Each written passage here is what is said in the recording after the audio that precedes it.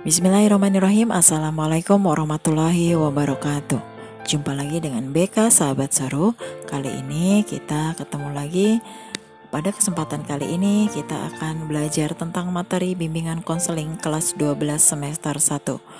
Di materi yang ke-13 ini kita akan membahas materi tentang bagaimana cara membangun etika dan budaya tertib berlalu lintas di jalan raya pada diri remaja. Mari kita simak penjelasan pada video berikut ini.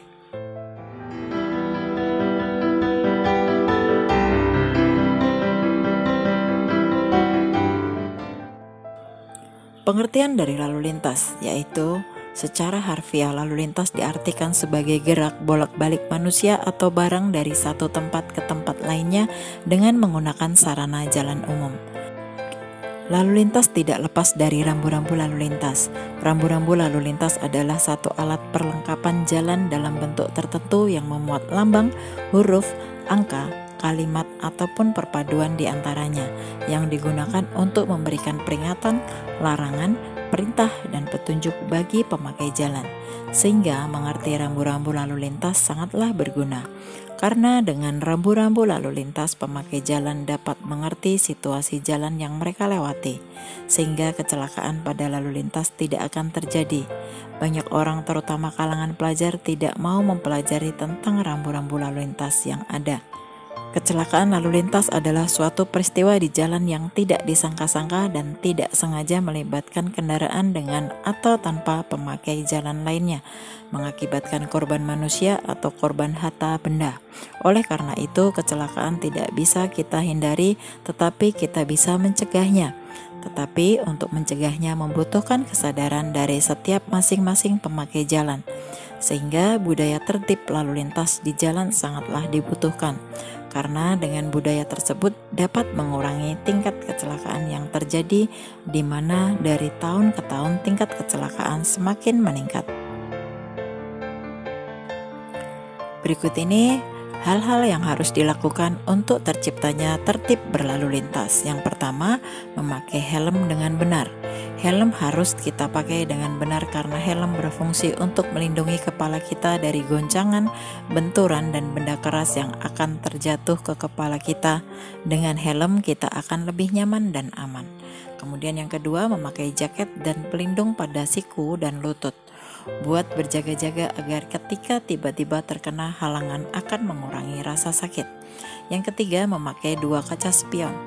Kaca spion ini sangat berperan penting saat perjalanan, apalagi saat kita menyalip, kita menggunakan kaca spion untuk melihat keadaan dari belakang. Yang keempat, melengkapi dengan speedometer. Alat ini sangat penting kita gunakan untuk mengukur seberapa cepat kendaraan kita melaju. Jika kita tidak menggunakannya, maka kita akan lupa dengan kecepatan yang akan kita tempuh. Yang kelima, nyalakan lampu utama setiap saat. Hal ini telah diteliti dapat mengurangi angka kecelakaan di jalan-jalan raya. Yang keenam, taatilah rambu-rambu lalu lintas.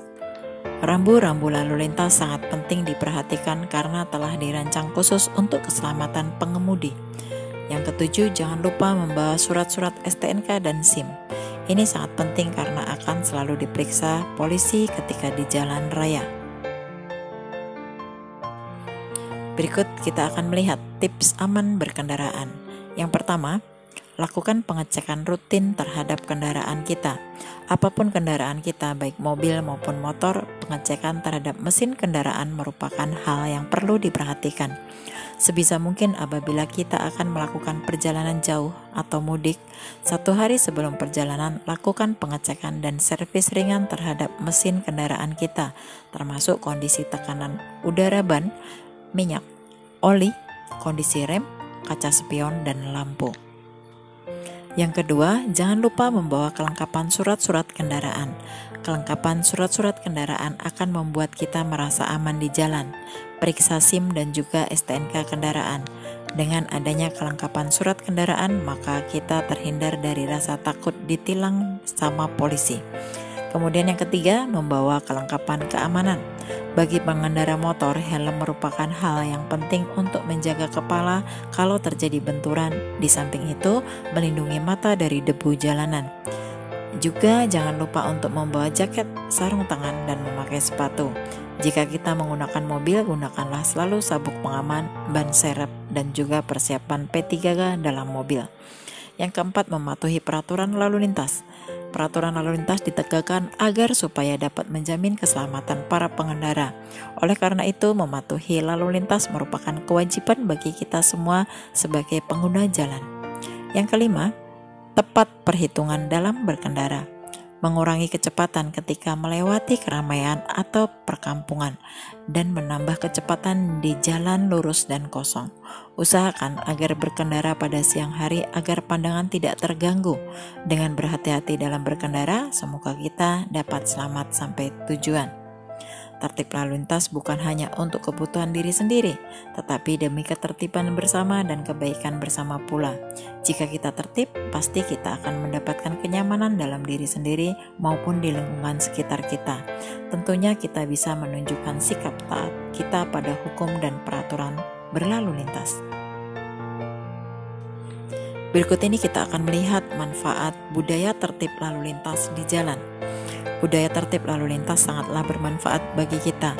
Rambu-rambu lalu lintas dibuat karena untuk memberitahukan sesuatu hal baik. Itu bersifat peringatan, larangan, perintah, dan petunjuk bagi pemakai jalan. Sehingga rambu-rambu tersebut untuk ditaati sekaligus dapat memberikan informasi tentang kondisi jalan yang akan kita lalui saat itu. Beberapa manfaat akan kita dapatkan ketika kita memiliki budaya tertib lalu lintas. Di antaranya yaitu yang pertama, sampai tujuan dengan selamat. Jika semua orang, terutama kalangan pelajar, memiliki budaya tertib lalu lintas, maka keselamatan pun terjamin. Karena pelajar satu dengan yang lain saling memahami dan mengerti posisi mereka sama-sama pemakai jalan. Budaya tertib lalu lintas antara lain menjadi pengguna jalan yang baik, mentaati rambu-rambu lalu lintas, serta peraturan yang mengenai lalu lintas sehingga mereka sampai tujuan dengan selamat. Yang kedua, mengurangi tingkat kecelakaan pada kalangan pelajar. Dengan adanya kesadaran dalam memiliki budaya tertib lalu lintas, maka dapat mengurangi tingkat kecelakaan pada kalangan pelajar. Kemudian yang ketiga, mengurangi tingkat pelanggaran lalu lintas. Dengan adanya budaya lalu lintas di jalan pada kalangan pelajar, maka tingkat pelanggaran lalu lintas pun akan berkurang, sehingga kedamaian pemakai jalan akan lebih meningkat. Contohnya, pemakaian mesin knalpot yang berstandar nasional, maka pemakai jalan yang lain tidak akan terganggu dengan suara knalpot yang tidak berstandar nasional. Berikut ada beberapa etika berkendara yang wajib diterapkan di jalan raya. Yang pertama, hormatilah pengemudi yang lain. Selalu ingat bahwa meski kita di dalam mobil, pengemudi lain masih bisa melihat kita. Jika kita mempersilahkan seseorang menyalip kita, atau jika seseorang mempersilahkan kita menyalipnya, beri penghargaan atas tindakan itu. Kita memberi kode tangan untuk mempersilahkan seseorang menyalip kita atau melambaikan tangan, dan ucapkan terima kasih jika seseorang mempersilahkan kita menyalipnya. Selanjutnya yang kedua, gunakanlah bahu jalan hanya untuk keadaan darurat. Sebuah tindakan ilegal di beberapa negara jika menggunakan bahu jalan untuk keperluan selain darurat. Jangan pernah menggunakan bahu jalan hanya untuk menghindari macet. Tidak hanya sebuah pelanggaran lalu lintas, tapi kita juga bisa menghalangi kendaraan ambulans yang akan lewat saat kondisi darurat. Yang ketiga, jangan membuntuti kendaraan lain dalam jarak dekat.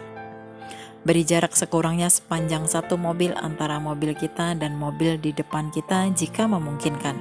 Hal sederhana ini bisa diterapkan dengan cara memperhatikan penanda di jalan, bisa rambu lalu lintas atau pohon, dan lihat mobil di depan kita melewatinya. Lalu pastikan dalam hitungan 3 detik kita baru melewati penanda yang sama. Jangan pernah membuntuti dalam jarak dekat. Selain mengesalkan, hal itu juga bisa menyebabkan kecelakaan jika pengemudi di depan kita tiba-tiba berhenti. Yang keempat, persilahkan pengemudi yang membuntuti untuk menyalip. Jika kita mengikuti batas kecepatan minimum di jalan, jangan pernah menambah kecepatan kita hanya karena seseorang membuntuti kita. Umumnya pengemudi agresif hanya akan menyalip jika mereka memang buru-buru. Jika kita sedang melaju di jalan satu jalur, lebih baik mengalah, turunkan kaca jendela dan persilahkan pengemudi di belakang kita untuk menyalip. Yang kelima, bijak menggunakan klakson. Klakson terus-menerus bisa mengganggu semua orang di jalan. Jadi jangan menekan klakson hanya karena merasa frustasi dengan pengemudi lain. Klakson hanya digunakan untuk memperingatkan pengemudi lain yang jaraknya terlalu dekat dengan mobil kita, atau jika seseorang berhenti saat lampu hijau. Selalu ingat bahwa bunyi klakson bisa saja ditanggapi berbeda di antara pengemudi lain. Yang keenam, jangan menanggapi pengemudi yang agresif. Sangat berisiko untuk bereaksi dan marah terhadap pengemudi yang bisa saja secara tiba-tiba memotong jalur mobil kita. Lebih baik tarik nafas dalam-dalam dan jangan menanggapinya. Pengemudi dengan agresif sangat berbahaya dan menyumbang 56% kecelakaan mobil fatal yang terjadi. Yang ketujuh, jangan mengemudi sambil menggunakan ponsel. National Safety Council menyatakan bahwa aktivitas otak yang memproses gerakan dan penglihatan menurun sepertiga ketika kita sedang membaca pesan atau bicara di ponsel. Pengemudi sambil menggunakan ponsel adalah tindakan melawan hukum di beberapa negara. Namun, jika dibolehkan pun akan lebih bijak jika fokus mengemudi dan tidak menggunakan sesuatu yang bisa membuat perhatian kita teralih. Demikian tadi materi tentang etika dan budaya tertib berlalu lintas. Mudah-mudahan etika berkendara di jalan raya tadi memberikan kenyamanan dan keselamatan saat kita berkendara. Mari kita terapkan etika berkendara di jalan raya ini untuk keselamatan dan kenyamanan para pengguna jalan. Mudah-mudahan materi ini bermanfaat untuk kita semua. Kita akan ketemu lagi pada video-video berikutnya. Wassalamualaikum warahmatullahi wabarakatuh.